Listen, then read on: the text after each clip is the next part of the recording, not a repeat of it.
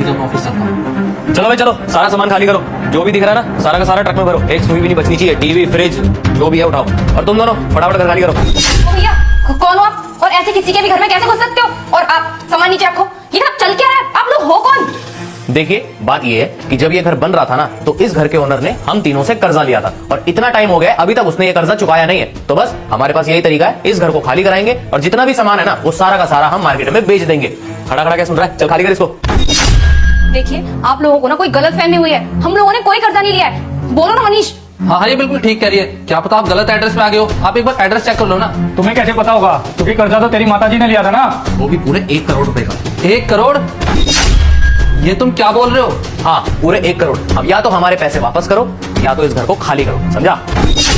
चलो मैं मान लेता हूँ मेरी माँ ने कर्जा लिया था, लेकिन अब तो वो यहाँ रहती भी नहीं है ना, तो हमें कैसे पता हुआ इस कर्जे के बारे में? देख भाई, वो सब ना हमें नहीं पता। हम यहाँ पे आए हैं ये घर खाली करवाने, क्योंकि जब ये घर बन रहा था तो हमसे कर्जा लिया गया था, समझा तू? अब ज्यादा ना बक बक मत कर, वरना वरना क्या मारोगे मुझे? मेरे साथ गुंडागर्दी करोगे? एक तो मेरे घर में घुस रहे हो और मेरे साथ बदतमीजी कर रहे हो।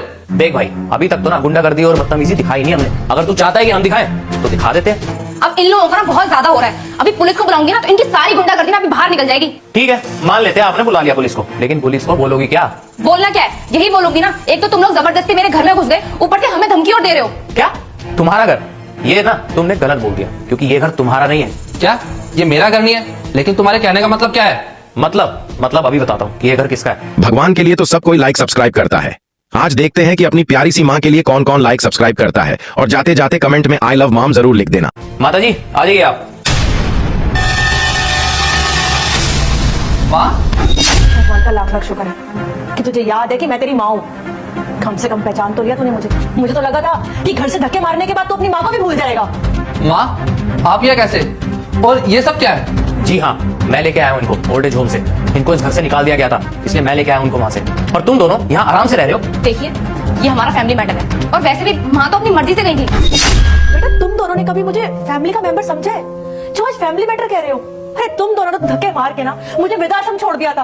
अरे तुम्हें तो कोई मतलब ही नहीं था, तुम्हारी माँ जी रही है मर रही है, तुम्हें तो सिर्फ फर्क पड़ता था तो प्रॉपर्टी से। तुम्हें अपनी माँ से कोई मतलब नहीं था, और कोई भी माँ बाप ना शौक से